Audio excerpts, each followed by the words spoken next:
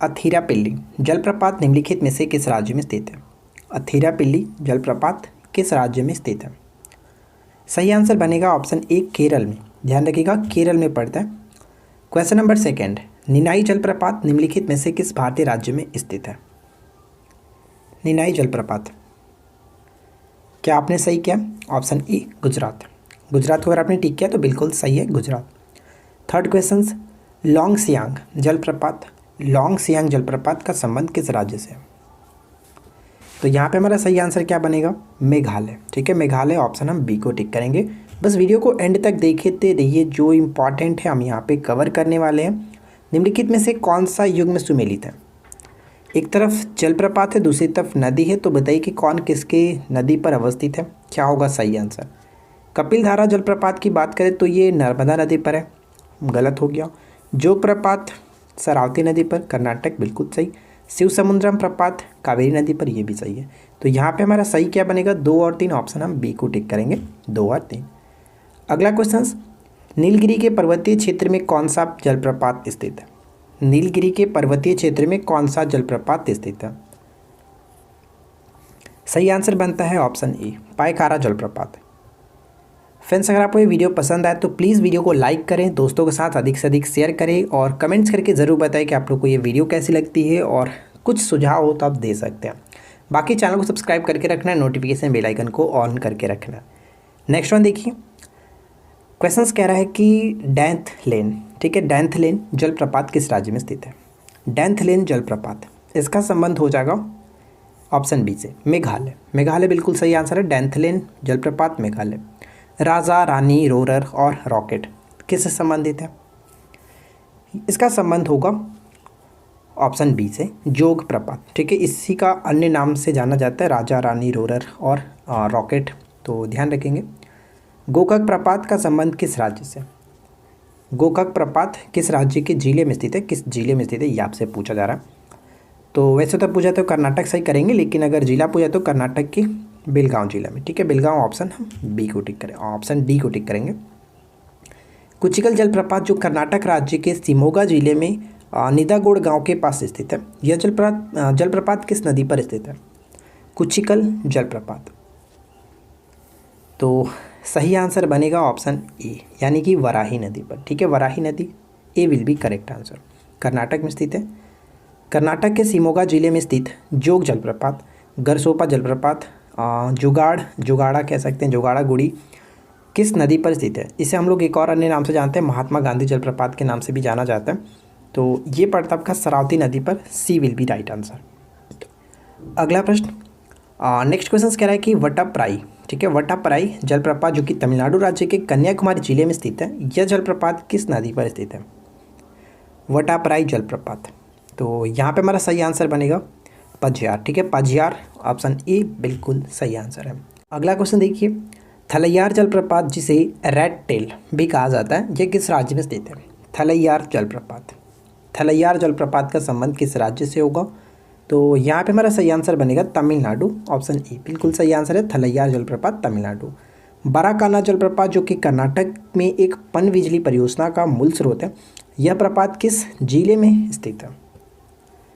बाराकाना जलप्रपात। तो इसका सही आंसर क्या बनेगा? राइट आंसर हो जाता है ऑप्शन बी, शिमोगा जिले में। ठीक है, शिमोगा जिले, ऑप्शन बी। अगला क्वेश्चन, निम्नलिखित युगों में से कौन सा सुमेलित नहीं है? तो बताइए कि यहाँ पे कौन गलत तरीके से मैच किया गया। चुलिया प्रपात की बात करें तो ये चंबल बिल्कुल सही है। शिव समुद्रम प्रपात कावेरी नदी पर, यह भी सही है। जोग प्रपात जस्ट अभी देखा था हम लोगों ने ऊपर में, ये शरावती नदी पर होगा।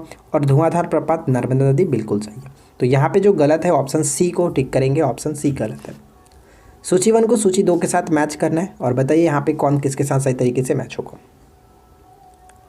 तो चलिए हम यहाँ पे मैच करते हैं। दूध सागर जो जलप्रपात है, ये मांडवी जो कि गोवा में कह सकते हैं, मांडवी, ऑप्शन डी यहाँ पे होगा, यानी ए का डी के साथ मैच होगा। ए का 4 के साथ यहाँ पर भी है, यहाँ पर भी है। अच्छा, बी का 2 यहाँ पर मिल रहा है, यहाँ पर भी मिल रहा है। तो डुडुमा जो जलप्रपात है वो मचकुंड, ये याद रखिएगा, मचकुंड नदी पर, राइट।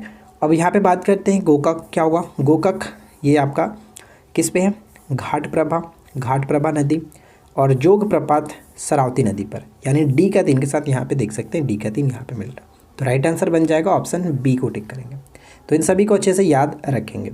नेक्स्ट वन की किस नदी पर चित्रकूट जलप्रपात अवस्थित है? चित्रकूट जलप्रपात का संबंध किस नदी से है? चित्रकूट जलप्रपात इंद्रावती नदी, option D will be right answer. मिनाल जलप्रपात किस जिले में स्थित है? मिनाल जलप्रपात किस जिले में स्थित है? ये राजस्थान में पड़ता है, राजस्थान के चित्तौड़गढ़, ऑप्शन बी। ठीक उसी तरह से क्वेश्चन है कि किस नदी पर मिनाल जो जलप्रपात है वो अवस्थित है? मिनाल जलप्रपात किस नदी पर अवस्थित है? तो नाम से ही क्लियर हो जाएगा, मिनाली जलप्रपात मिनाली नदी पर, ऑप्शन डी। चित्रकूट जलप्रपात छत्तीसगढ़ के किस जिले में स्थित है? इंद्रावती नदी पर हम लोगों ने देखा ऊपर में, तो ये किस जिले में स्थित है? छत्तीसगढ़ के बस्तर जिले में, ऑप्शन ए। निम्नांकित नदियों में से किस नदी पर धुआंधार जलप्रपात अवस्थित है?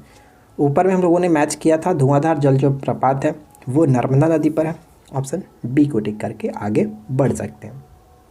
नेक्स्ट वन देखिए, एशिया का प्रथम जल विद्युत गृह निम्नलिखित में से किस राज्य में स्थित है? एशिया का प्रथम जल विद्युत गृह, तो ये आपका होगा ऑप्शन ए, बिल्कुल सही आंसर है, कर्नाटक में स्थित है। ठीक है, कर्नाटक में, option A will be right answer.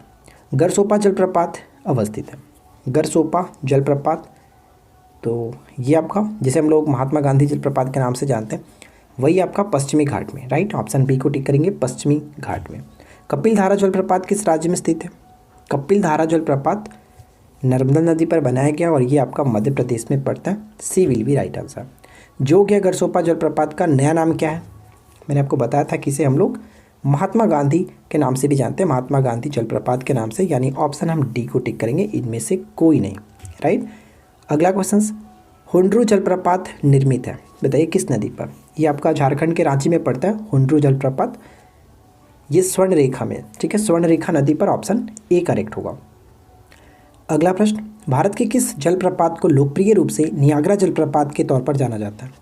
Bharat के किस जलप्रपात को लोकप्रिय रूप से नियाग्रा जलप्रपात के तौर पर जाना जाता है? और ये आपका चित्रकूट जलप्रपात, जिसे हम लोगों ने देखा था इंद्रावती नदी पर बनाया गया, छत्तीसगढ़ के बस्तर जिले में, राइट।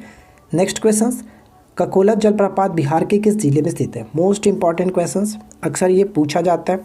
ककोला जलप्रपात का संबंध बिहार के नवादा जिले से, ऑप्शन ए। चलिए, आज के इस वीडियो का आखिरी प्रश्न है, निम्नलिखित में से कौन सा युग्म सुमेलित नहीं है? कौन सा सुमेलित नहीं है? तो हुंड्रू झारखंड के रांची में, बिल्कुल सही। पापनासम की बात करें तो ये गलत है, क्योंकि इसका संबंध आंध्र प्रदेश से होगा, आंध्र प्रदेश यहाँ पे होना चाहिए। धुआंधार मध्य प्रदेश, बिल्कुल सही। तो यहाँ पे राइट आंसर हमारा बन जाएगा ऑप्शन बी, जो कि गलत है, पापनासम आंध्र प्रदेश के साथ मैच होगा। इस अधिनियम की प्रमुख विशेषता प्रांतीय स्वायत्तता थी? किस अधिनियम की प्रमुख विशेषता प्रांतीय स्वायत्तता थी? राइट आंसर हो जाएगा ऑप्शन सी, 1935। सेकेंड क्वेश्चन, किस अधिनियम में भारत को ब्रिटिश अधिकृत भारत कहा गया? किस अधिनियम में भारत को ब्रिटिश अधिकृत भारत कहा गया? यहाँ पे सही आंसर बनेगा 1784 का Pitt's India Act, option B. Company के चाय एवं चीन के साथ व्यापार के एकाधिकार को समाप्त कर उसे पूर्णतः प्रशासनिक और राजनीतिक संस्था बना दिया गया, बताइए किस अधिनियम, किस एक्ट के द्वारा? सही आंसर बनेगा ऑप्शन सी, 1833 के अधिनियम के द्वारा चाय और चीन दोनों के साथ व्यापार को समाप्त कर दिया गया था। सही आंसर ऑप्शन सी होगा। महिलाओं को वोट देने का अधिकार पहली बार किस अधिनियम में दिया गया? महिलाओं को वोट देने का अधिकार पहली बार किस अधिनियम में दिया गया? 1919 अधिनियम, ऑप्शन सी। नेक्स्ट वन देखिए, किस अधिनियम के तहत ईस्ट इंडिया कंपनी के शासन हेतु पहली बार लिखित संविधान प्रस्तुत किया गया? किस अधिनियम के तहत ईस्ट इंडिया कंपनी के शासन हेतु पहली बार लिखित संविधान प्रस्तुत किया गया? Option C, Regulating Act 1773। Friends, अगर आपको ये वीडियो पसंद आए तो प्लीज़ वीडियो को लाइक करें, दोस्तों के साथ शेयर करें, और साथ ही साथ चैनल को सब्सक्राइब नहीं किया तो सब्सक्राइब करके नोटिफिकेशन बेल आइकन को ज़रूर ऑन रखें। और आज की इस वीडियो का लाइक का टारगेट हम रखते हैं 550 लाइक्स का। आई होप कि फ्रेंड्स आप इस वीडियो के लिए 550 लाइक्स को आसानी से टारगेट कर सकते हैं। अगला क्वेश्चन, किस एक्ट के द्वारा भारत में ईसाई मशीनरियों को प्रवेश करने और धर्म प्रचार की अनुमति दी गई थी? किस एक्ट के द्वारा? 1813 के द्वारा, यानी ऑप्शन डी बिल्कुल सही आंसर है। चलिए नेक्स्ट क्वेश्चन को गेस कीजिए। सिविल सेवा परीक्षा में भर्ती के लिए जो द्वार था भारतीयों के लिए किस एक्ट के द्वारा खोल दिया गया, किस एक्ट के तहत खोल दिया गया सिविल सेवा में भर्ती के लिए? तो सही आंसर क्या बनेगा? ऑप्शन यहाँ पे डी होगा, Charter Act 1853, option B. Next question, निम्न में से किस एक अधिनियम ने भारत में संघीय शासन की व्यवस्था दी थी? भारत में संघीय शासन की व्यवस्था दी थी किस अधिनियम के द्वारा? ऑप्शन सी बिल्कुल सही आंसर होगा, भारतीय परिषद अधिनियम 1935, ऑप्शन सी। नेक्स्ट वन देखिए, निम्न में से किस अधिनियम के अंतर्गत भारतीय विधान परिषद को बजट पर बहस करने की शक्ति प्रदान हुई थी? ये क्वेश्चन बहुत बार पूछा गया है, बजट पर बहस करने की जो शक्ति प्रदान हुई थी किस अधिनियम के तहत? तो यहाँ पे हमारा सही आंसर बनेगा ऑप्शन बी, 1892 का अधिनियम, ऑप्शन बी को टिक करेंगे। बस इस वीडियो के साथ एंड तक बने रहिए, जो भी क्वेश्चंस पूछे जाते हैं अधिनियम से वो आपका यहाँ पे कवर हो जाएगा। केंद्र में द्वैत शासन किस अधिनियम के अंतर्गत लाया गया, स्थापित किया गया? ध्यान दीजिएगा, केंद्र में द्वैत शासन की बात की जा रही है। केंद्र में द्वैत शासन का जब लाया गया वो था 1935 के अधिनियम, भारत सरकार अधिनियम 1935 के द्वारा, ऑप्शन सी। अगला क्वेश्चन क्या है, राष्ट्रपति की जो अध्यादेश निर्गत करने की शक्ति है वो कहाँ से प्रेरित है? राष्ट्रपति की अध्यादेश निर्गत करने की जो शक्ति है वो कहाँ से प्रेरित है? तो सही आंसर बनेगा ऑप्शन सी, भारत सरकार अधिनियम 1935। और उसी तरह से जो राज्यपाल होते हैं, राज्यपाल को अध्यादेश जारी करने की जो शक्ति है वो 1861 के द्वारा दिया गया, 1861 के अधिनियम के द्वारा। और जो राष्ट्रपति जो होते हैं उनका अध्यादेश जारी करने की शक्ति जो आर्टिकल है वो 123 में है, उसी तरह से राज्यपाल का 213 है। तो ये दो भी इंपॉर्टेंट है, दोनों को याद रखिएगा। निम्न में से किस एक अधिनियम ने भारत में संघीय शासन की व्यवस्था दी थी? भारत में संघीय शासन की व्यवस्था दी थी किस अधिनियम ने? भारत सरकार अधिनियम 1935। अगला क्वेश्चन, हिंदू विवाहित महिलाओं का पृथक निवास एवं भरण पोषण अधिनियम कब पारित हुआ था? देखिए फ्रेंड्स, आपको ये सीरीज तभी फ़ायदेमंद होगा जब आप अपना होमवर्क को कंप्लीट करके आएंगे और इस वीडियो को देखेंगे। अगर आप सोच रहे हैं कि सिर्फ और सिर्फ वीडियो देखते चलेंगे और हमारा सीरीज ये अच्छे तरीके से कंप्लीट होता चलेगा, तो ये कहीं ना कहीं आपके लिए लापरवाही साबित हो सकता है एग्जाम्स में। ऐसे में आप कंफ्यूज कर सकते हैं एग्जाम्स के क्वेश्चंस को देखकर। तो सबसे पहले आपको करना ये है कि जो मैंने आपको 10 टॉपिक का वीडियो प्रोवाइड कराता हूँ, आप उस टॉपिक को पहले अच्छे तरीके से किसी ना किसी बुक से, किसी सोर्स से आप उसको कवर करेंगे। उसके बाद ही आप हमारी वीडियो को देखिए टेस्ट के लिए, सिर्फ और सिर्फ टेस्ट के पर्पस से देखा कीजिए कि हाँ मुझे क्वेश्चंस मैंने बुक से पढ़ लिए तो मैं देखता हूँ क्वेश्चंस सही कितने होते हैं, इस तरह से देखा करें। ऐसा नहीं कि सिर्फ और सिर्फ हमारी वीडियो पे डिपेंड है, बुक को आप नहीं कर रहे हैं, सिर्फ आप वीडियो के क्वेश्चंस को देखते हैं और सोचते हैं कि हमारा पूरा सीरीज़ देख लेंगे तो कंप्लीट हो जाएगा, तो कहीं ना कहीं आप ये गलती कर रहे हैं। तो प्लीज़ ऐसा ना करें, आप पहले बुक को कवर करिए, उसके बाद हमारी इस वीडियो को देखिए। चलिए फिलहाल बताता हूँ इस क्वेश्चन का राइट आंसर क्या है। हिंदू विवाहित महिलाओं का पृथक निवास एवं भरण पोषण अधिनियम किस अधिनियम के द्वारा होगा? सही आंसर ऑप्शन सी 1946। ठीक है, 1946 यहाँ पे करेक्ट होगा। अगला क्वेश्चन कि भारतीय समाज के इतिहास में 1856 का वर्ष महत्वपूर्ण सिद्ध हुआ क्योंकि? महत्वपूर्ण सिद्ध हुआ क्योंकि यहाँ पे हमारा राइट आंसर हो जाएगा ऑप्शन ए, हिंदू विधवा पुनर्विवाह अधिनियम पारित हुआ था, इस वजह से 1856 का जो वर्ष है वो बहुत ही महत्वपूर्ण माना जाता है। अखिल भारतीय महासंघ स्थापित करने का प्रावधान शामिल किया गया। अखिल भारतीय महासंघ स्थापित करने का जो प्रावधान है वो शामिल किया गया भारत सरकार अधिनियम 1935 में, ऑप्शन ए। नेक्स्ट वन देखिए, निम्नलिखित अधिनियमों में से किस अधिनियम के फलस्वरूप वर्मा भारत से अलग हुआ था? वर्मा भारत से अलग हुआ था। ध्यान दीजिएगा, किस अधिनियम में से एक, वो अधिनियम कौन सा था? गवर्नमेंट ऑफ इंडिया एक्ट 1935, यानी भारत सरकार अधिनियम 1935 के द्वारा वर्मा को भारत से अलग कर दिया गया, यानी ऑप्शन सी। 1935 का गवर्नमेंट ऑफ इंडिया एक्ट क्यों महत्वपूर्ण है? 1935 का गवर्नमेंट ऑफ इंडिया एक्ट क्यों महत्वपूर्ण है? तो इसका महत्वपूर्ण होने का कारण ये है कि ये भारतीय संविधान का प्रमुख स्रोत है, और आपको पता है कि हमारे संविधान की जो अधिक चीज़ें ली गई है 1935 के शासन से ही ली गई, यानी कि काफ़ी ज़्यादा प्रभाव पड़ा है, गंभीर प्रभाव पड़ा है 1935 के शासन अधिनियम का। नेक्स्ट क्वेश्चन बनता है कि पिट्स इंडिया एक्ट का संबंध किस वर्ष से? बहुत बार ये क्वेश्चंस भी पूछा जाता है कि पिट्स इंडिया एक्ट कब पारित हुआ, पिट्स इंडिया एक्ट का वर्ष क्या था? 1784, यानी ऑप्शन हम बी को टिक करेंगे। कोलकाता में उच्चतम न्यायालय का स्थापना किस एक्ट के द्वारा हुआ था? कोलकाता में उच्चतम न्यायालय की स्थापना किस एक्ट के द्वारा हुआ था? यहाँ पे हमारा सही आंसर क्या बनेगा? रेगुलेटिंग एक्ट 1773 के द्वारा 1774 में स्थापना किया गया था, ये भी आपको याद रखना। अगर वर्ष पूछे कि कब स्थापित किया गया था 1784 में, और एक्ट कौन था? 1773। ठीक है, अब आपके लिए एक छोटा सा क्वेश्चन मैं पूछता हूँ, आप ये बताइए कि जब कलकत्ता ये उच्चतम न्यायालय था तो इसके प्रथम जो न्यायाधीश थे, मुख्य न्यायाधीश थे, उनका नाम क्या था? प्रथम जो चीफ जस्टिस थे उनका आपको नाम नीचे कमेंट करके बताना है। आगे बढ़ते हैं। ईसाई मशीनरियों, अगला प्रश्न है कि ईसाई मशीनरियों को भारत में धर्म प्रचार की अनुमति कौन सा राज्य लेखा प्रदान करता है? ऊपर प्रबंधन क्वेश्चंस देखा था। प्रवेश करने की अनुमति और धर्म प्रचार की अनुमति जो दी गई थी वो 1813 का चार्टर एक्ट था, यानी ऑप्शन बी बिल्कुल सही आंसर है। किस चार्टर एक्ट के द्वारा भारतीयों की शिक्षा पर व्यय के लिए 1 लाख नियत की गई थी? 1 लाख नियत की गई थी भारतीयों की शिक्षा पर व्यय के लिए। तो 1813 का जो चार्टर एक्ट है इसी के द्वारा, यानी सही आंसर बनेगा ऑप्शन ए। किस अधिनियम द्वारा कंपनी के व्यापारिक एवं राजनीतिक कार्यों को एक दूसरे से पृथक कर दिया गया? कंपनी के व्यापारिक और राजनीतिक कार्यों को एक दूसरे से अलग कर दिया गया, पृथक कर दिया गया पिट्स इंडिया एक्ट 1784 के द्वारा। डी को टिक करेंगे। भारत में आकर बसने तथा व्यापार करने के लिए आने वाले अंग्रेजों को लाइसेंस लेना किस चार्टर एक्ट के द्वारा अनिवार्य कर दिया गया था? तो ये था 1813, यानी ऑप्शन बी बिल्कुल सही आंसर होगा। तत्कालिक ब्रिटिश प्रधानमंत्री लॉर्ड नॉर्थ द्वारा गठित किस समिति की सिफारिश पर पारित एक्ट को रेगुलेटिंग एक्ट की संज्ञा दी गई थी? बताइए। रेगुलेटिंग एक्ट की संज्ञा दी गई थी, यहाँ पे हमारा सही आंसर क्या बनेगा? ऑप्शन डी, गुप्त समिति। ठीक है, गुप्त समिति, ऑप्शन डी को टिक करेंगे। किस अधिनियम द्वारा भारत में मंत्रिमंडल व्यवस्था की शुरुआत की गई? किस अधिनियम के द्वारा भारत में मंत्रिमंडल की शुरुआत की गई, मंत्रिमंडल व्यवस्था की शुरुआत की गई? ऑप्शन बी, भारत सरकार अधिनियम, यानी भारत परिषद अधिनियम 1861 के द्वारा। ऑप्शन बी को टिक करेंगे। नेक्स्ट वन देखिए, लॉर्ड मेकाले की अध्यक्षता में प्रथम विधि आयोग का गठन किस अधिनियम के द्वारा किया गया? किस अधिनियम के तहत किया गया प्रथम विधि आयोग का गठन?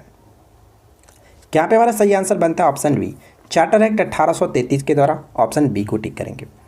अगला क्वेश्चन, किस अधिनियम द्वारा भारत के गवर्नर जनरल का नाम बदल करके वायसराय कर दिया गया था?